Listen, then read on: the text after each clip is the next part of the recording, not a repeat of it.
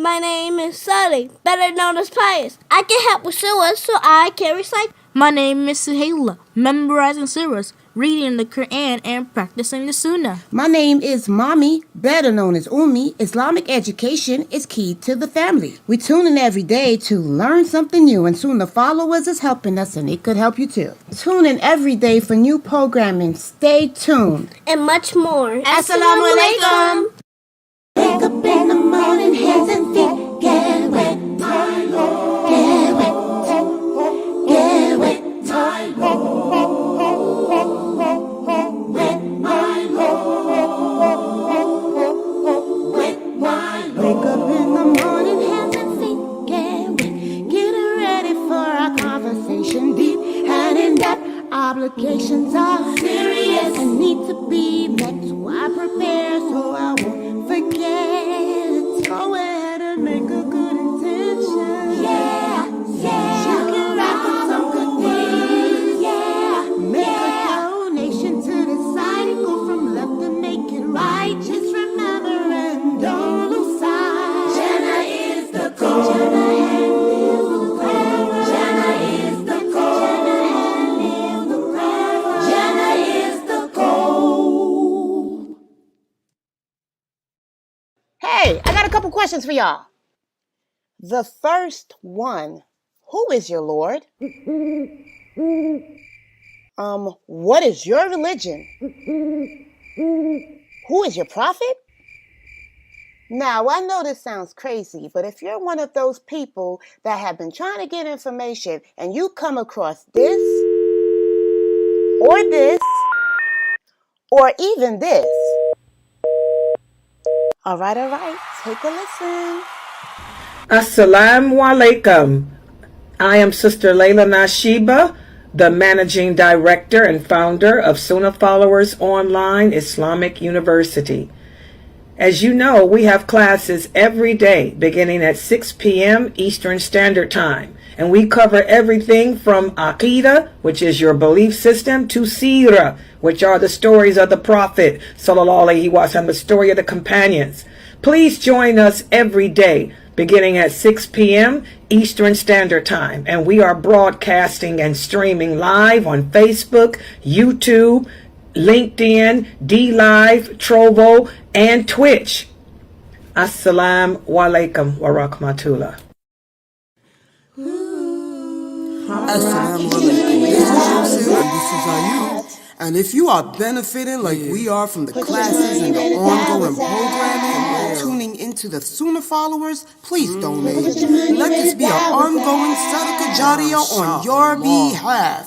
You're helping the kids, the converts, and everyone seeking knowledge. And it's a wealth of information every day you tune in. Don't forget, you are being rewarded for your generous donations to keep this programming on air. You know, just like what you're hearing, put your dollar where the dollar's at. Right here on Sunnahfollowers. Don't forget, donate.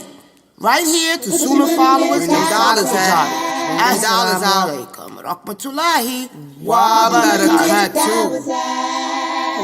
Message from Sunnahfollowers. This is from Sheikh Saleh. We need to unite.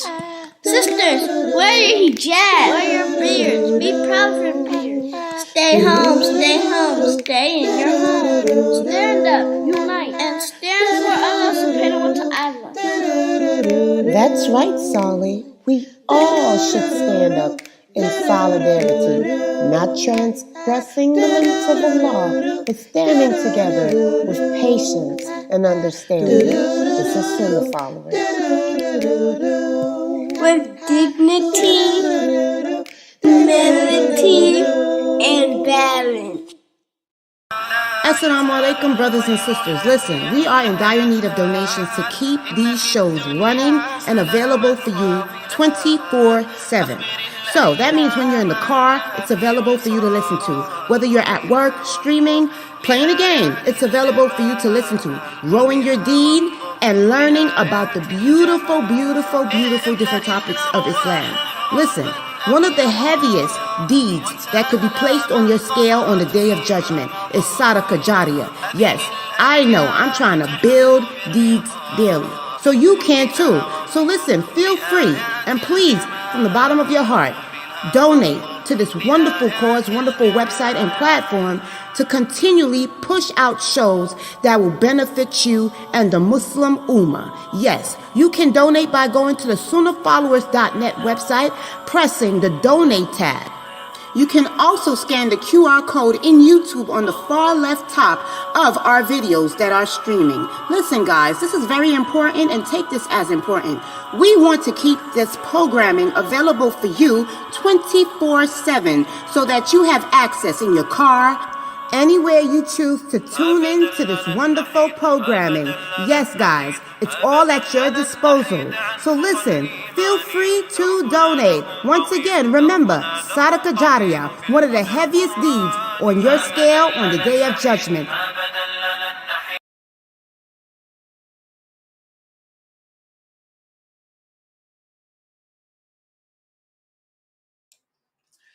Ina alhamdulillah, wa salat wa salam ala wa rasulullah.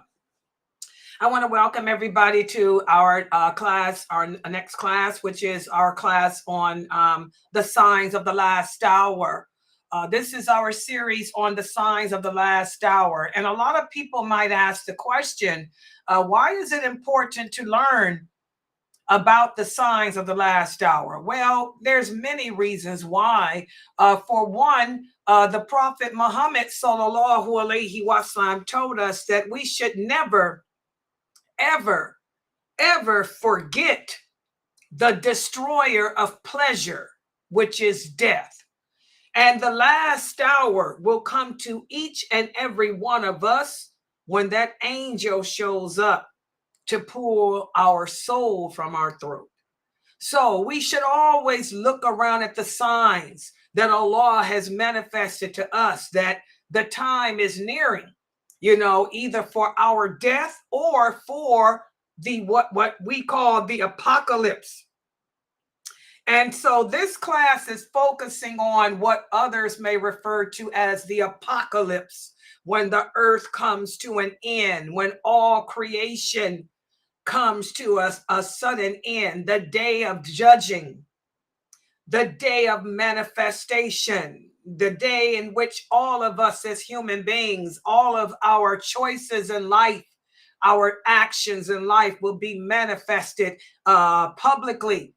A few of us will be screened, but most of us, our choices will be manifest publicly. And then we're going to have to answer to Allah, because no choice that we make in this world comes without a consequence. And Allah reminds us of that over and over and over again in the Quran. And the Prophet Muhammad sallallahu alaihi wasallam reminds us of that over and over again in the hadiths too. Okay, so, it's for many reasons it's important to speak about the signs of the last hour. And one of the things, reasons why I'm teaching this class in particular, because there are so many horrific things happening in the world today.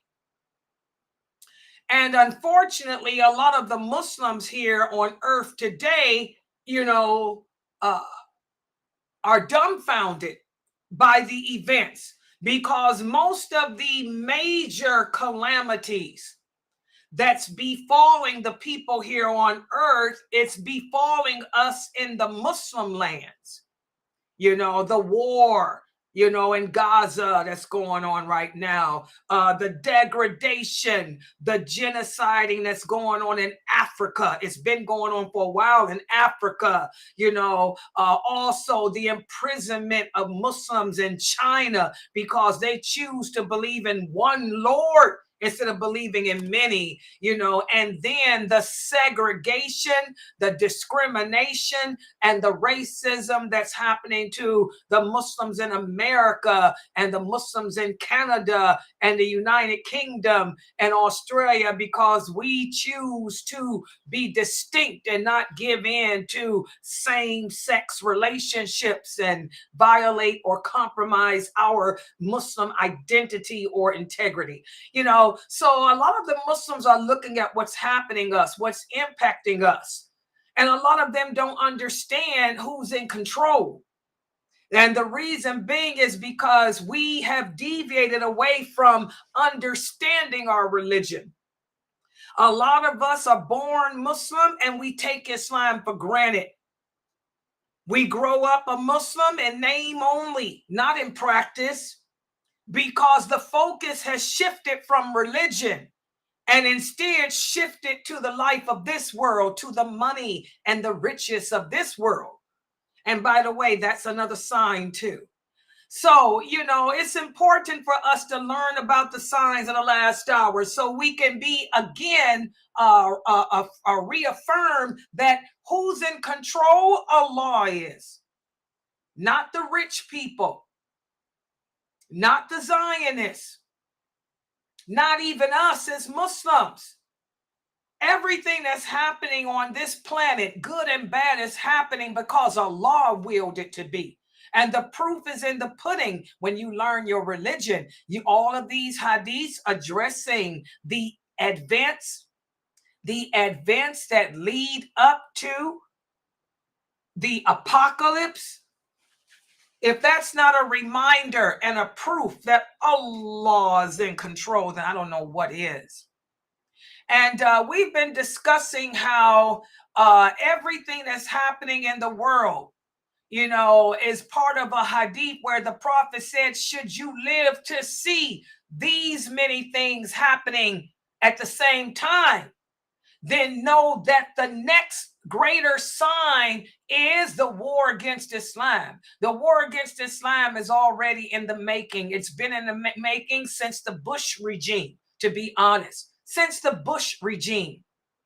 Okay, and the non-Muslims, the Zionists, have been attacking the Muslim lands, trying to take the resources from the Middle East and the resources from Africa ever since then.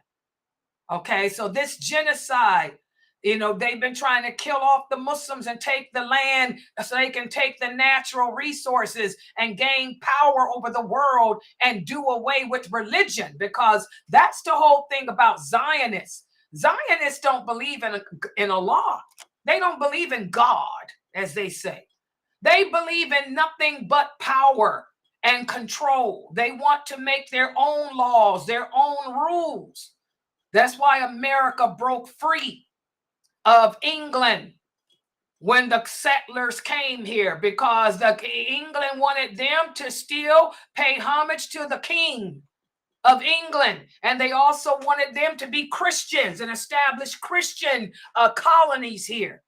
The early Americans didn't want to be colonized with Christianity, nor did they want to be ruled by a monarchy. They wanted a democracy. They didn't want a republic. They didn't want a monarchy. They wanted a democracy, and they didn't want religion. And that's where the Masons, the early settlers, for those of you who don't know, George Washington, Jefferson, Paul Revere, they were Masons. They were Masons. That's when that Mason movement began. That's Zionism. Masonism is Zionism. So America has always been a Zionist country. That's why it broke free of England. Okay? The French sold Louisiana. My mother is from Louisiana. My mother's Creole. Louisiana was part of the French. Okay? The French sold Louisiana to America for $1. Okay? The people didn't want to be governed by a republic or a monarchy. They wanted to be able to make their own choices, their own decisions, and also free of religion. And that's why it's a part of the United States Constitution. Free of religion, separation in America. There's a separation between religion and state. Okay, before I retired 3 years ago, my job I worked for the government. They always reminded us, Laila, don't forget, there's a separation between state and religion, state and religion, state and religion, separation. America's always been a Masonic place, which is a Zionist. society. They're in power. They're in control. They will remain in power. They will remain in control until Jesus, alayhi salam.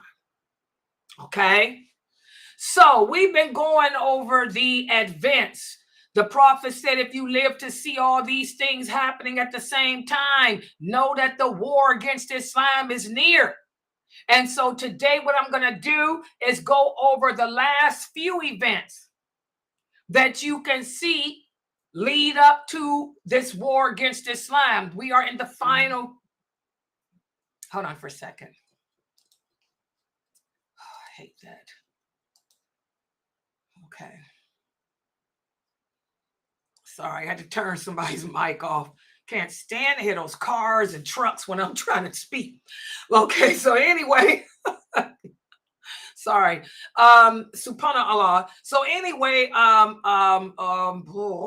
we're in the final stages of right before the nations come together to declare war so they can take all the rest of the resources and stuff against all Muslim countries. And so today what I'm going to do is go over these last few hadiths that lead up to that.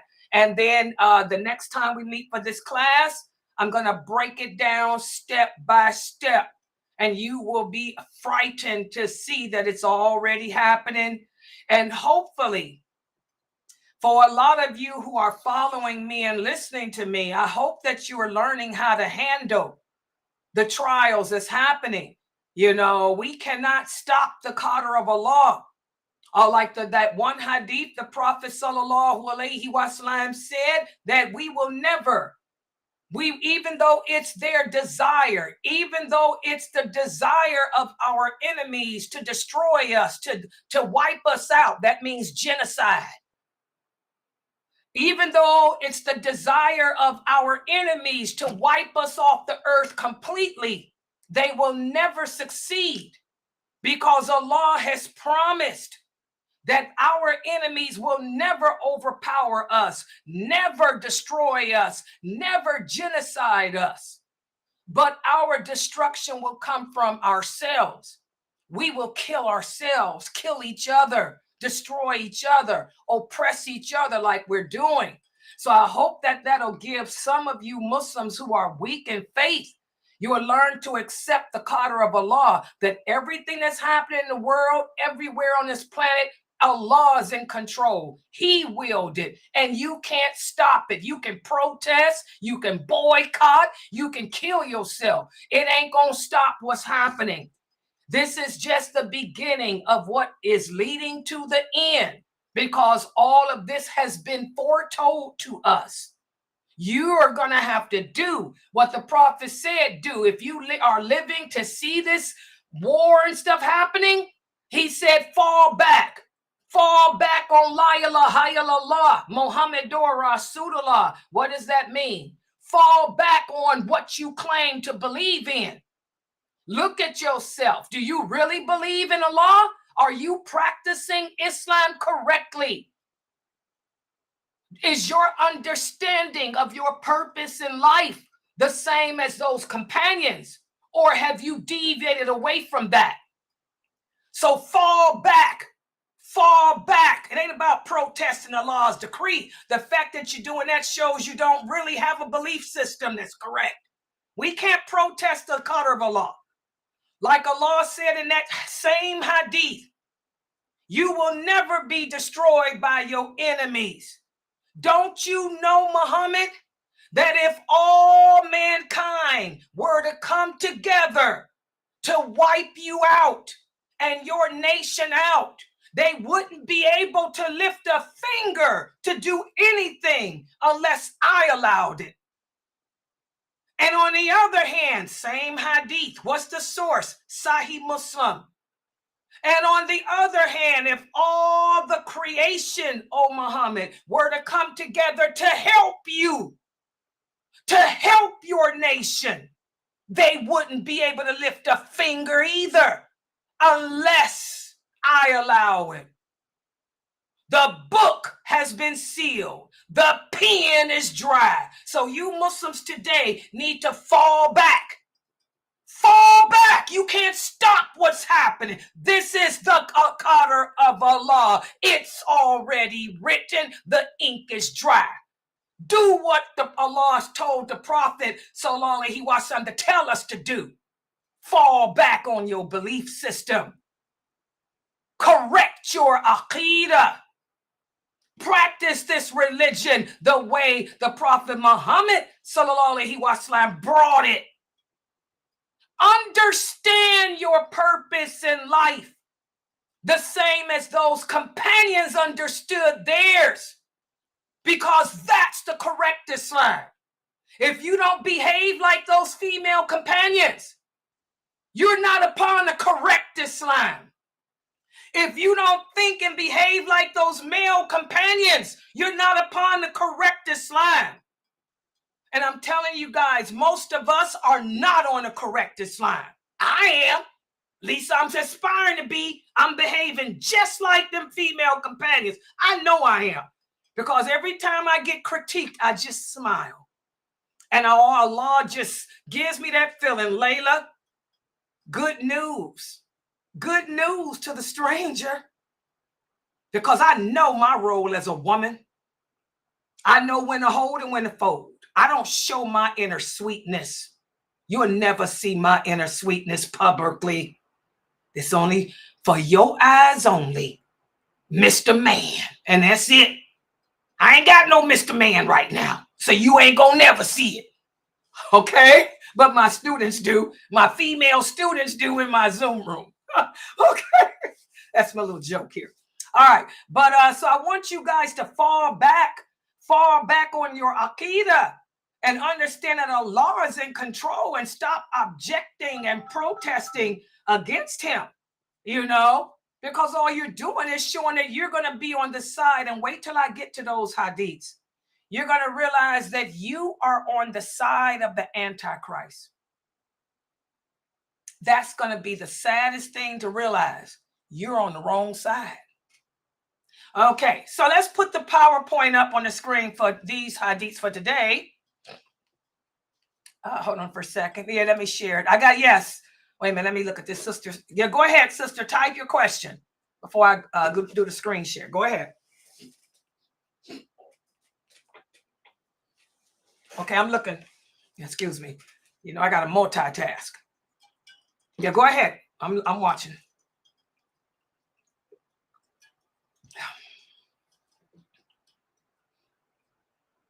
Oh, it's about the sandals. Oh, okay. No. Yes, that's correct. Okay, this is one of my new shahadas. She wants to know, is it true that she cannot wear open-toe sandals? Yes, that's true, sweetheart. Yeah, you have to make sure you get the clogs. Okay, she said she just bought some, so what does she do? Burn them? No, sweetheart. Islam is not harsh like that. No, you don't have to burn your shoes. Why would you do that? That's money, girl. Give it away. You can give it to a non-Muslim.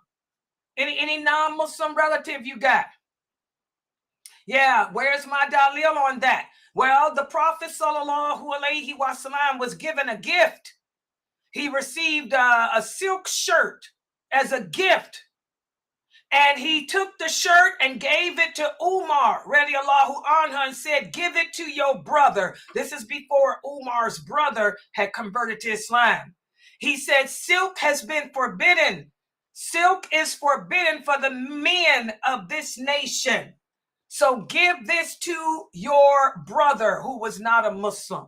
So that hadith is authentic. What's the source? Bukhari. You also see it in Muslim too. Yeah, so there's your dalil. You don't have to burn your shoes. Good. Yeah, she said she spent $55 on those shoes. That's right. You don't have to burn them. No, give them away. Yes, you can do that too. Yes. You can. That's what she was asking too. That's what she was asking, Brother Shaheed too. Can she take them back? Yep, you can do that too. Get a refund. That's what I would do. You know, when stuff happens, you know, take it back to the store, tell them you want the $55 and buy you some clogs. You know, closed-toe clogs. Yeah. Yeah, Islam is not that hard. It's not that difficult. Allah is our Lord is a merciful Lord. He's more merciful than anything else. He doesn't make this religion distasteful. Yeah. But I'm glad that you asked. Yes. Yeah. Right. That's all. Yeah. In the house, you can show your feet. But this is for when we go public. Whenever a woman goes public, the only thing that can be seen is this. See what I just did? This is based on the hadith of Aisha, radiallahu anha. What happened was when Islam spread throughout Syria and the Romans converted to Islam, when Muawiyah, he had declared himself the caliph over Syria. And Muawiyah sent delegations of men and their wives to Medina to learn about the religion. And so there was a delegation of Roman women. They had come to learn the fiqh of women issues from Aisha radiallahu anha. What's the source of all this? Bukhari, Muslim, Muwatta. You'll find this in a lot of the Siddha. Okay? They came to learn the fiqh of things from Aisha, the women did. And one of the women told her, she said, well, is it true? Because Ibn Masud, radiallahu anha, out of all the companions, the only companion who was talking differently about a woman's dress was Ibn Masud. One of the Roman women came to Aisha and said, oh, mother of believers, I overheard Ibn Masud speaking. And Ibn Masud said that a woman must cover her face and can't wear no jewelry or any of that. Is that true? She said, no. She said a woman cannot wear see-through clothing. And she got on them because the Roman women wore thin see-through clothing. She said, and this is something that you women do that you cannot do. She said, we cannot wear see-through clothing. She said, nor can we attend public baths because the Roman women would also take baths together. And that's when she told them, any woman who takes off their clothes in a home other than her husband, she has severed the screen between herself and Allah. She said, so you Roman women, you got to stop wearing see-through clothing. You have to stop going to the public baths, bathing together or bathing in the public. And then and she said, when you leave your homes, you must be covered. She said the only thing that can be seen publicly outside the home, and then she stood up, she said, is this. Your face, your hands, y'all see my abaya, and my arms up to here. She said, and whatever jewelry you have on these two can be seen. Whatever makeup and jewelry can be seen. Like I told you, the Arab women wore jewelry. Arab women wore makeup. Y'all want to know how they made their faces up? Exactly like mine.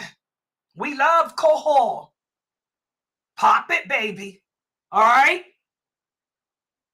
And then that's when she explained to them that verse of the Quran that a lot of Muslims today mess up about what naturally appears thereof. Aisha radiallahu anha said, naturally appears thereof is what?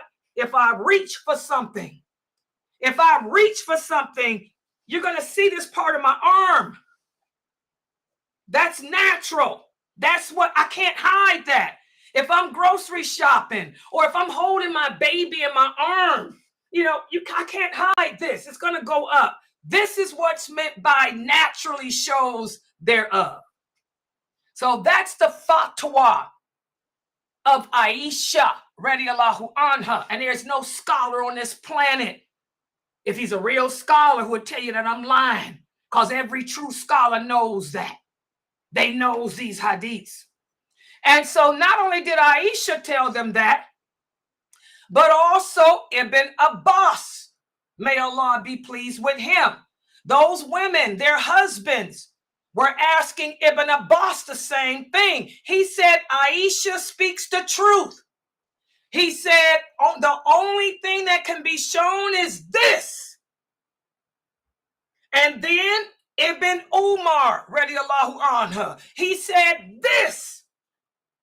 All the companions of the Prophet were in agreement on what a woman can show. They all said her face, her hands, and her jewelry and makeup that covers them. The only companion that had a different view was Ibn Masud. But Ibn Masud is out-trumped by Aisha, radiallahu anha. She knows more and better than he do about women's issues. Okay? So there's your dalil. Okay? So yes, but the top of your feet, that's part of your nakedness. And I know that, sister, you are new to Islam. What I think it's the Hanafi. I'm not into that Mathabian stuff, but I think it's the Hanafi Mathab that tells you women that you can show your feet. That's Islam is not based on nobody's opinion except Allah and the Prophet sallallahu alaihi wasallam. And if something is not clear, we look to the understanding of the companions, not the understanding of Imam Hanafi or anyone after them. Nobody understands this deen better than Aisha. None of them. Okay? So that's not true. You can't show your foot. The top of a woman's foot is part of her order. And Allah knows best. I gave you the dalil. Yes, and there's another hadith too, Sahih Bukhari, where the Prophet sallallahu alaihi wasallam told Asma, who was the sister of Aisha, "Oh Asma, don't you know the only thing that can be seen is your face and your hands?" He pointed to her face and her hands. Okay. Yeah, he didn't say feet. Even another hadith from Sahih Bukhari, Salama. Salama, may Allah be pleased with her, another wife of the Prophet. When the Prophet sallallahu alaihi wasallam was telling the men that they cannot wear their garments dragging the ground, Salama said, "But what about us women?" He said, "You can raise the hem up a little so it doesn't get dirty. But the top of the woman's foot is part of her nakedness." What's the source? Bukhari. All of this stuff is Bukhari, Muslim, Muwatta. I mean, come on. This is knowledge.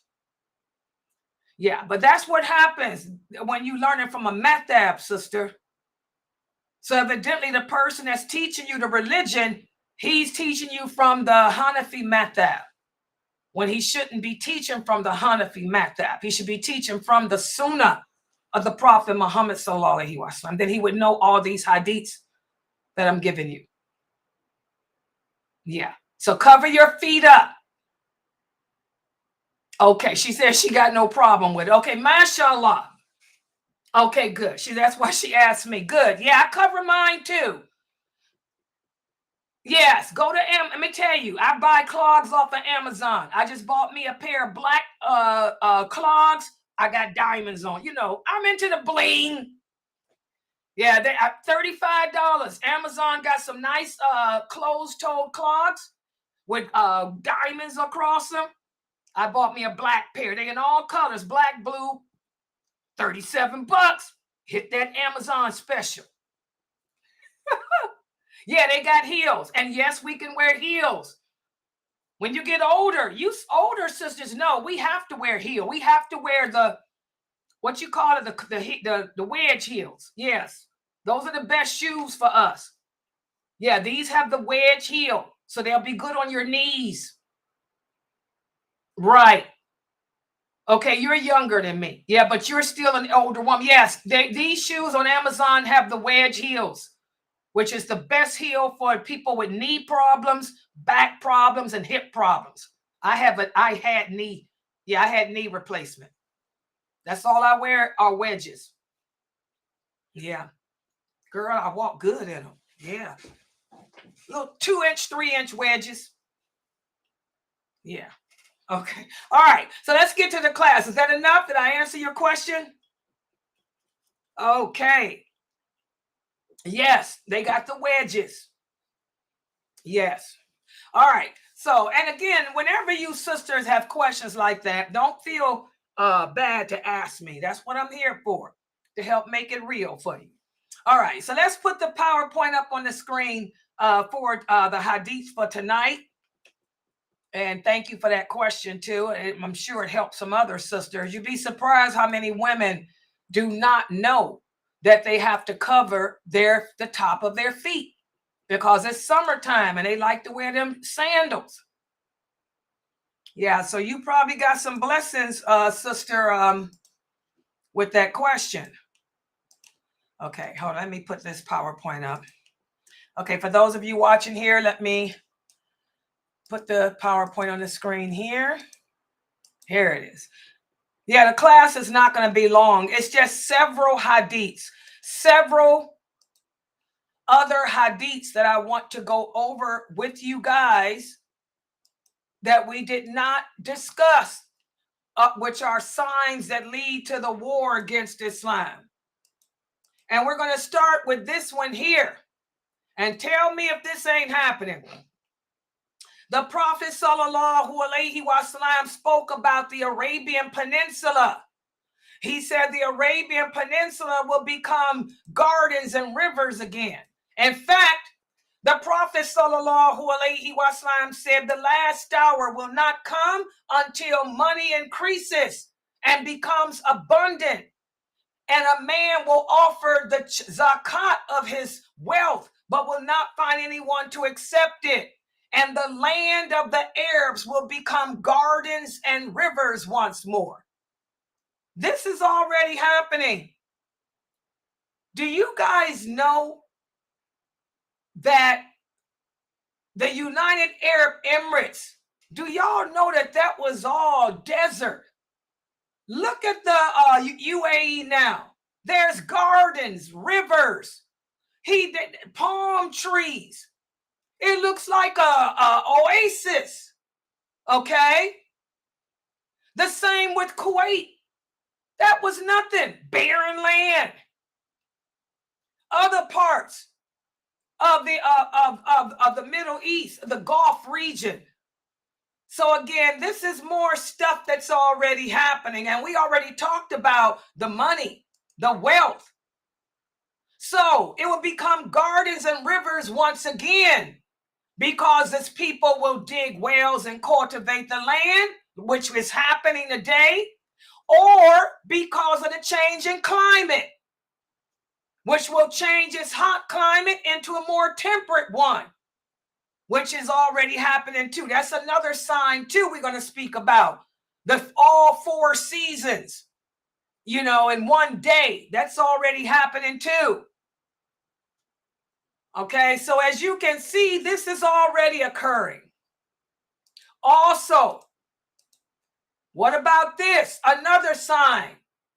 Another of the signs indicating that the last hour is at hand will be that the new moon will look bigger than it used to look. In fact, it'll be so big that people will think that it's 2 or 3 nights old. This is a hadith from Ibn Masud. May Allah be pleased with him. He said the Prophet sallallahu alaihi wasallam said, among the signs that the hour is close will be that the new moon will appear bigger. This is already happening. Last night I was writing in my book. It was around 2 o'clock in the morning. I was sitting on my balcony writing in my book, and I looked up. I couldn't believe that moon. Oh my God, the moon was so big and so close to me. It was almost like I could just touch it. I said, my God, the moon has grown. Subhanallah. So again, also the Prophet sallallahu alaihi wasallam said Not only will the new moon appear larger, but the people will take the masjid as a passage or roadway. Isn't that already happening? Look how many people use the mosque as a place to just pass through and keep it moving. Instead of the mosque being a place of worship, it's just a stopping ground, a passage through, like it's a road along the way. And also the prophet said a sign will be sudden death. Look how many people just drop dead for no reason at all. You walking down the street, bam, you die from an aneurysm. Drop dead. You working on your job and all of a sudden, boom, you just drop dead. Aneurysm. So these are all signs that's happening. And also another sign, the Prophet sallallahu alaihi wasallam said that the animals and inanimate objects will speak to men. We have this authentic hadith of Abu Sa'id al-Khudri. Remember, Abu Sa'id al-Khudri wrote a lot of hadiths. He's responsible for narrating a lot of hadiths. He said a wolf attacked a sheep and took it away. And the shepherd went after the wolf to get the sheep back. And the wolf was sitting on its tail. And the wolf said, "Do you fear Allah? Why do you seek to take away the food that Allah has given me?" And the shepherd said, "How amazing. A wolf is sitting on its tail speaking to me in human words." And the wolf said, "Shall I not tell you something more amazing than this?" He said, "Muhammad in Yathrib tells the people stories of the people of the past." So the shepherd left, driving his sheep until he came to Medina. He pinned his sheep into a corner of the city, and he went to the Prophet sallallahu alaihi wasallam. And he told the Prophet what had happened. And the Prophet asked all the people to come and gather to hear this. And then after he repeated what happened to the people, the Prophet said, "The man is speaking the truth. The last hour will not come until the wild animals speak to the people. And the end of a man's whip will speak to him. His shoes will speak to him. His thigh will tell him what his family did when he was gone." Subhanallah, this is already happening. How many of you watch the Pet Whisperers? We got a lot of TV shows, veterinarians that tell you that the pets talk to them, that the cat will tell you what's wrong with them, that their stomach hurts. The animal will tell you that its master beat it up. How many people say they can communicate with their cats? How many of you have seen videos of cats talking? I have. Cats saying hello. Cats saying goodbye. Subhanallah. And the part about how many of us can look at your shoes and tell where you've been? I can look at your shoes and tell that you was outside riding your bike in the sand because you got the sand on your shoes. I can look at your thigh and the bruise on your thigh and tell what you was doing when I was gone. So these are things that's already happening. These are all part of the signs where the prophet said they'll all be happening at the same time. This will be happening with the fornication, the homosexuality, the drinking, the intoxication, the lying. All of this is happening. Also another sign. The Prophet sallallahu alaihi wasallam said the Euphrates River will uncover a treasure of gold. And whoever is present, don't take anything. This already happened, guys. This happened twice. It happened during the Caliphate of Umar, radiallahu anhu, and it happened again. When the Muslims fought against the Persians, the Persian guy had died and had all his gold in that river. And the river, the water had evaporated and all that gold was taken back to Umar. And Umar radiallahu anhu said, you're not supposed to take anything. We're going to talk about that. When my cousin Mukhtar does the Caliphate of Umar, you'll come upon that. Then it happened again in history. So, and this is what happened during the time of Umar radiallahu anha. The prophet said that the hour will not come until the Euphrates uncovers a mountain of gold over which the people will fight, and 99 out of every 100 will be killed. This was when the Muslims fought against the Persians during the Caliphate of Umar. And this happened.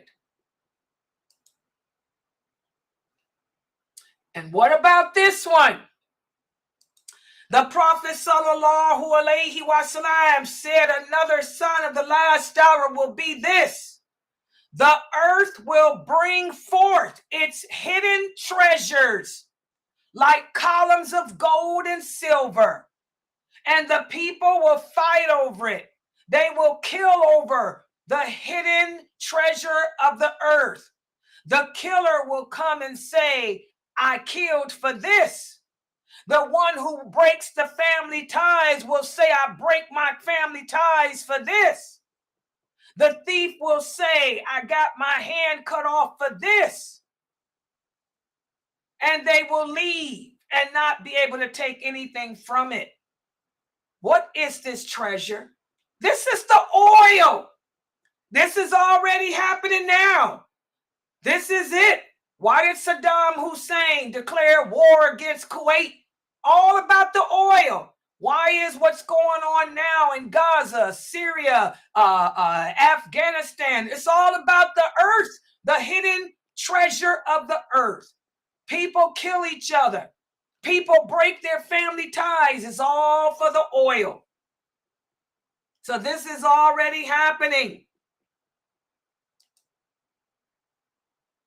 Also, another sign. This has happened too. The Prophet sallallahu alaihi wasallam said, soon the Muslims will be besieged in Medina, so that their most distant frontier outposts will be where the prayer is. This has happened several times in history. This has happened several times in history. The first time when they murdered Uthman, may Allah be pleased with him. When Uthman was murdered, the Muslims, the companions, were kept prisoners in their homes in Medina. That's the first time it happened. Then it's happened several times since then. One time during the Hajj, some idiot tried to take over Mecca and Medina. So this has happened more than once. Okay? And the last one, and I'm going to end with this one because this is the clear sign of the war against Islam. And I'm going to end with this one because I'm going to go into detail about it. This hadith is where the Prophet sallallahu alaihi wasallam said the last hour will not come until there emerges a man from Qahtan who will rule the people with a rod of iron. Day and night will not cease until power is seized by this man called Jaja from Qahtan. This is what a lot of people ascribe to the king of Saudi Arabia. A lot of the Muslims, the Arabs, refer to him as being Jaja. Allah knows best about that. What is Qahtan? Qahtan, these are the original Arabs. I keep telling you guys, the Arabs originate from out of Yemen. Most Arabs can trace their roots to the 3 tribes of Saba. I can trace mine. My root, I am from Saba-Ur. Saba-Ur. That's the tribe of Bilqis, the queen of Sheba. Sheba-Ur in English is Saba-Ur in Arabic. Then there's another Saba. There's 3 tribes of Saba. Those are the original Arabs that originate from out of Yemen. All Arabs can trace their roots back to one of those 3 tribes. Me and Sheikh Atlee, are from Saba'ur. Okay? Well, this is what this hadith is speaking about. The ruler over that part of the world will be from, have original roots. He'll be from the original Arabs. And a lot of people say that Muhammad ibn Salma, the king of Saudi, he is from the original Arabs. He is from one of the Saba tribes. And so that's why and look at him. He's ordered the execution of many of the scholars, the imprisonment. He's done a lot of crazy stuff. So you hear a lot of the Arabs refer to him as Kahtan, And you hear some refer to him as Jaja. Okay? Allah knows best. But this is where I'm going to stop for today, because other things will be happening. When the Prophet spoke about the man from Kahtan, he said that's when you know that the war against Islam is close. The war is close. So these are the signs that I wanted to go over with you guys today. And inshallah, like I said, when we meet again in this next class, I'm going to take it from here, from this Kahtan to what's leading up to the war against Islam, because all of this stuff, as you guys can see, all of these hadiths that we've been speaking about, they are all happening. They are all happening at the same time. And the Prophet said, when you see it all happening at the same time, the next thing is the war. So that's why I'm telling you, Muslims, y'all got to stop protesting against the qadr of Allah. And this war ain't going nowhere. Y'all crazy if y'all think that. It's getting ready to spread to the rest of the world, because we're at that stage now. Everything else has happened. We're at that stage now. All right, I'm going to stop right here. Subhanakallahumma wa bihamdika ashhadu an la ilaha illa anta astaghfiruka wa atubu ilayk. Are there any questions or comments? Any questions?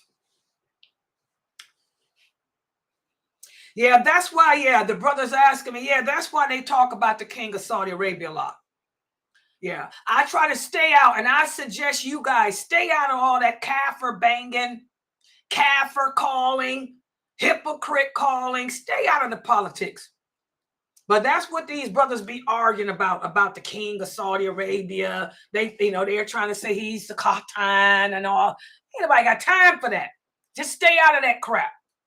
Don't you young bloods get involved in that stuff. And don't ever refer to anyone as being a kafir. Okay, who was that on the mic? Somebody on the mic? I'm sorry. Yeah. I'm sorry. Excuse me. I'm just so fascinated about this. I just never would have thought. I mean, I knew the bad was coming, but I'm just so, oh my goodness. Please hurry, and I know you're going to record this, but because you always do, but this is so fascinating. I mean, yeah, the signs are here, guys. Overwhelming.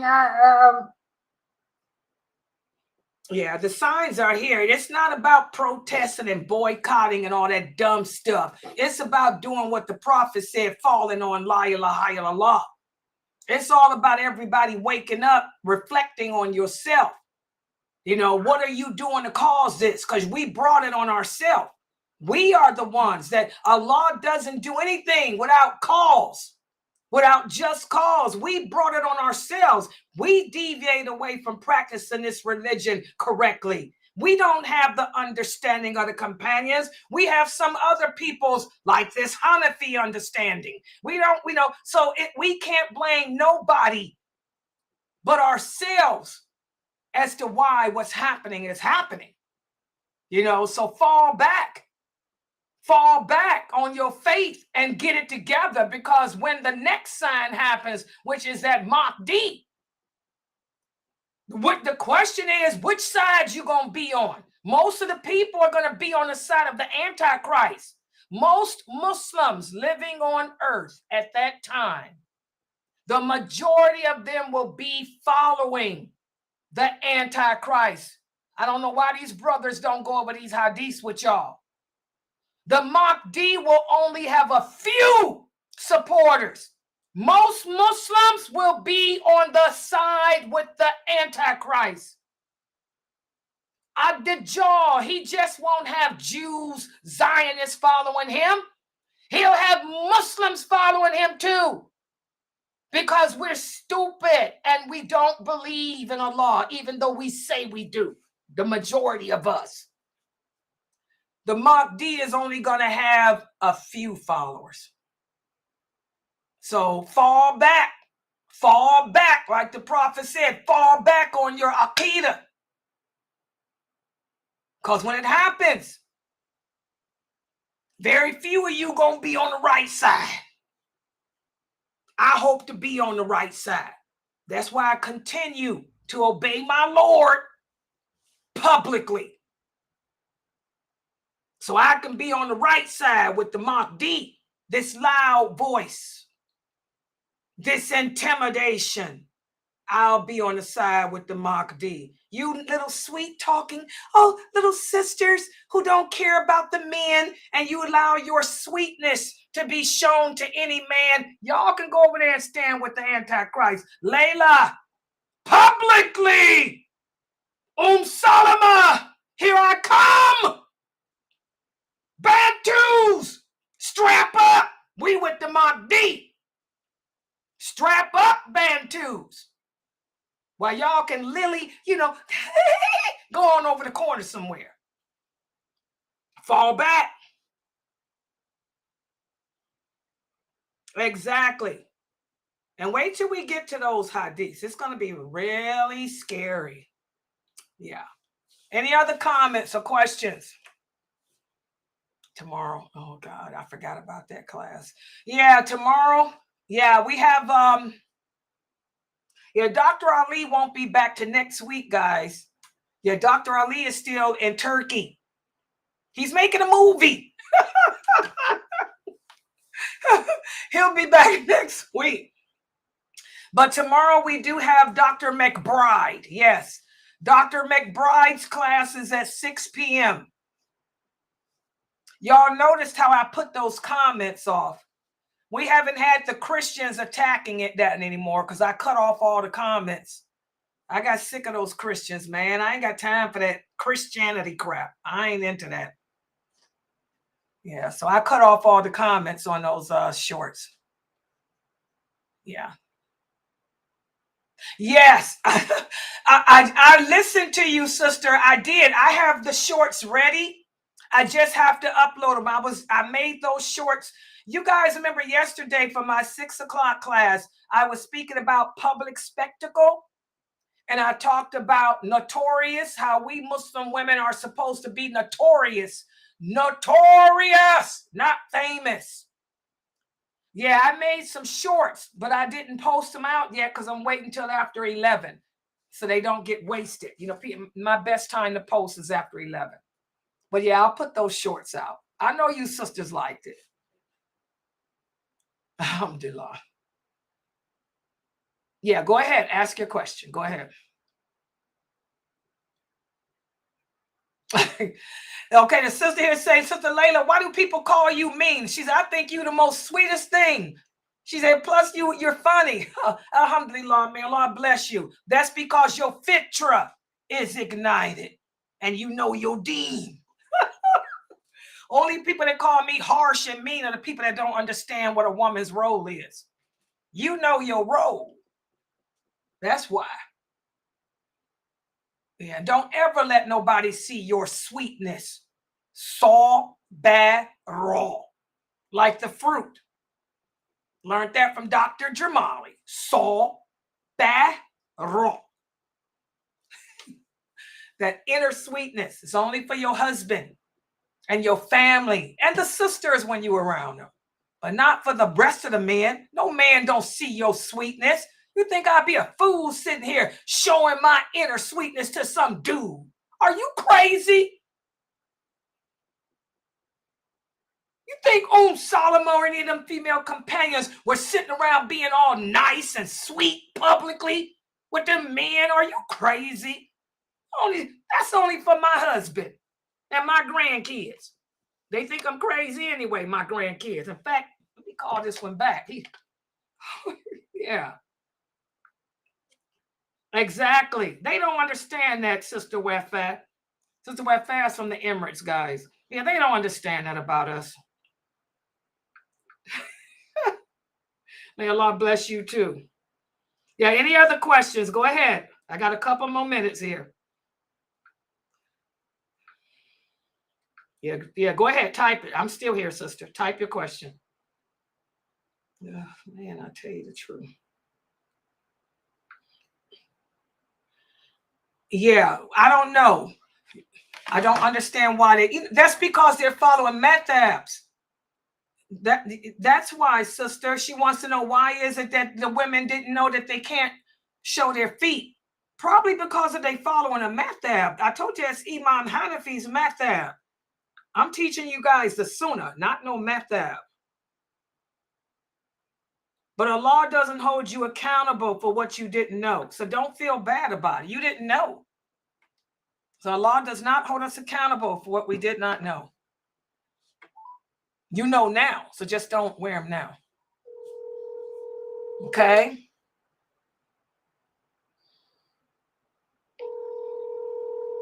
No. Wait a minute. Walaikum salam. Did you call me? Yeah. What happened?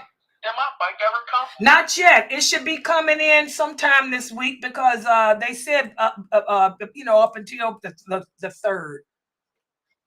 You know, your bike is special made because you tall. You tall like Uncle Hajj and Uncle Ibrahim and them. You get that height from my brothers. Y'all are tall. So I had to have them. That's why it's taking so long. You needed a 29-inch. But they said it should be here between any time up until July 3rd. So any day. But you got the pump, right? Right? Hello? I can't hear you. Oh, his phone died? Nasir? His phone. Oh, God. Anyway, yeah, call him for that bite. But yeah, sister, don't worry. It's probably a method. You know, that's why they didn't teach you. Yeah, so don't worry about it. Allah doesn't hold us accountable for what we didn't know. You know now, so just cover your feet. That's all. Yeah, not the bottom, just the top. Exactly. That's the hikmah, the wisdom of Allah. Like even when we make wudu, guys, when we make wudu over the top of the shoe, not the bottom. Okay, that's the wisdom of Allah, because the Prophet sallallahu alaihi wasallam said the earth purifies whatever goes across it. But okay, she's asking, what if she wears stockings, dark stockings? No, because color ain't got nothing to do with it. If you put on a pair of dark stockings, all that's going to do is make your feet turn black. Are you saying that black ain't beautiful? You see what I'm saying?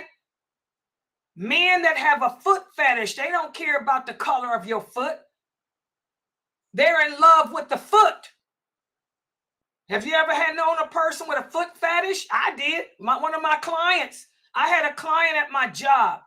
He was developmentally disabled, but he had a foot fetish. He didn't care what color the foot was. He didn't care how big the foot was, how little. He just wanted to hold the foot and just sit there and look at it. You know? So no, Okay, so the only thing that the stockings will do is cover up the color, but the shape of the foot is still there. You understand? So if you put on black stockings, all that's going to do is cover up the color, but it's not going to take away from the fact that it's a foot. Okay. Yeah. Yeah, so just wear closed-toed shoes. All right. Okay, guys, I'm going to stop right here for tonight. Inshallah, I'll see everybody back here tomorrow. Don't forget that tomorrow we have Dr. McBride's class at 6.